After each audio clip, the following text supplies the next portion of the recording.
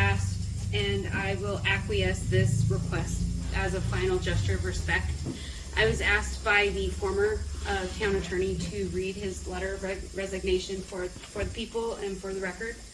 But he did also ask that your letter to him be read so that everyone understands what he's responding to, because his letter doesn't reflect it well enough. Okay. So this letter was sent to Mr. CLay Buchner, who was the former Town of Sugar City attorney, on April 4th. Dear Mr. Buchner, as you are aware from your electronic attendance at last night's meeting, I have been sworn in as the Town of Sugar City's mayor, along with 6 trustees. In accordance with Section 31-4-301, subsection 1 CRS, the 7 of us comprise the legislative and corporate authority for the Town of Sugar City. As the mayor of the Town of Sugar City, I preside at all meetings. We are aware that you were appointed to the position of town attorney by the previous Board of Trustees. However, we are unable to locate an ordinance whereby your duties are prescribed as required by Section 31-4-304 CRS. As such, your duties are left to the board, as there is no statute defining the duties of town attorneys of statutory towns.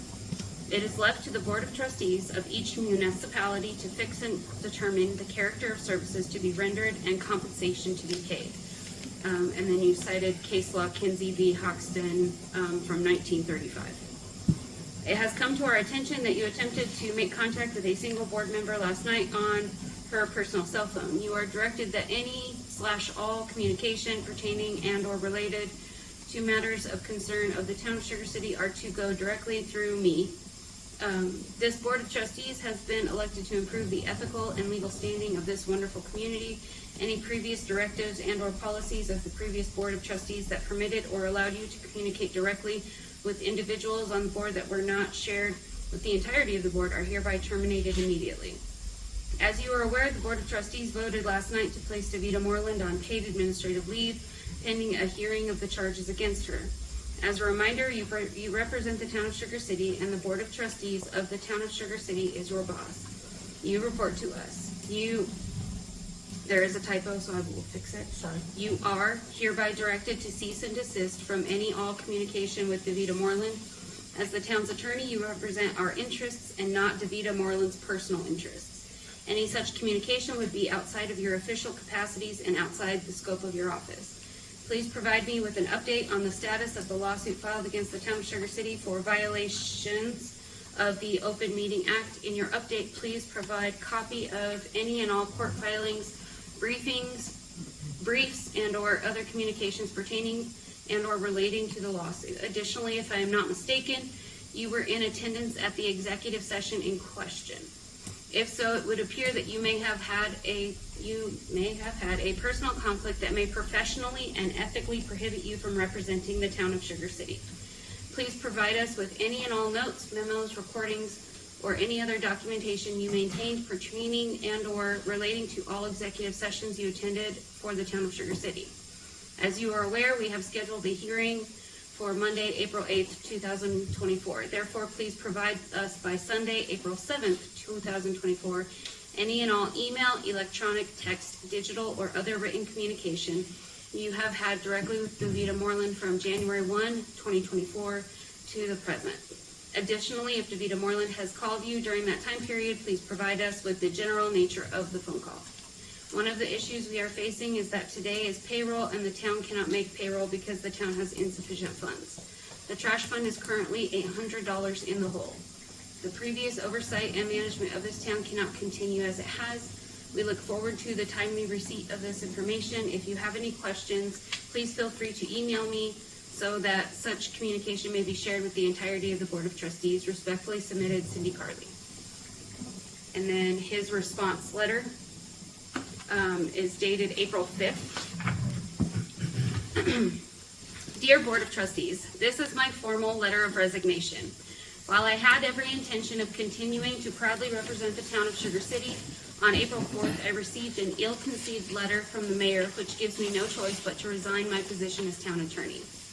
The tone and plain language of the letter makes it clear that I will not be respected and or welcome member of the town staff moving forward. The letter's tone is unnecessarily confrontational, dictatorial, and exceeds any executive authority the author presupposes. The plain language casts unmerited aspersions on my legal ethics and professionalism and is tantamount to a unilateral termination, as no self-respecting professional would continue to work in such an accusatory, hostile environment. The letter erroneously assumes and alleges many forms of misconduct, which I will not dignify with a response or defense. Going forward, please be advised that neither the mayor nor any other trustee has the unilateral power to reprimand and or terminate an officer of the town. The town of Sugar City operates under a weak mayor system of government where actions such as this letter are subject to approval by the governing body.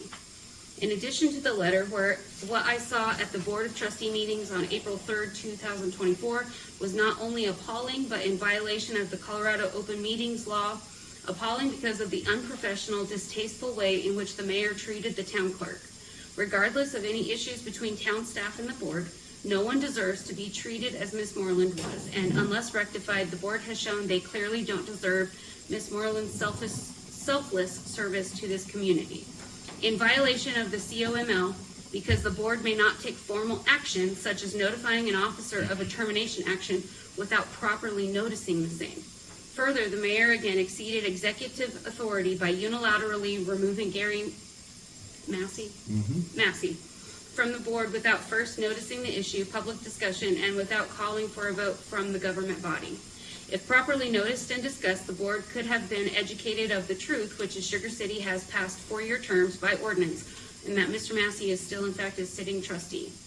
Sadly, all of this was completely preventable, as I was prepared to continue representing the town of Sugar City, remaining loyal to the town's mission, vision, and goals. This board needs to take a hard look at the mayor's letter to me, her treatment of employees, and her total disregard for government body. Nope, I read it right, sorry. It is these types of actions that will create liability for the town by promoting defamation, unlawful termination, and COML violation lawsuits. Regardless of this board's trajectory, I will not lower my standards of integrity and respect for others by continuing to serve under someone that shows none. I stand by the work I did for and with the previous board, and it is with great displeasure and sadness that I am not able to continue to support the town of Sugar City's current board. I hope the trustees have the courage to make their voice heard and vote count, oppose autocratic behavior, and do what's best for Sugar City using truth and reason. Finally, I implore the board to see the folly in treating town officers or anyone the way that I and others have been treated. Sugar City is better and deserves better than this. Please believe I truly have no ill intentions in tendering this letter of resignation. As is my practice, my intent is only to be candid and direct in my communications to/with the Board of Trustees. I do wish you all Godspeed.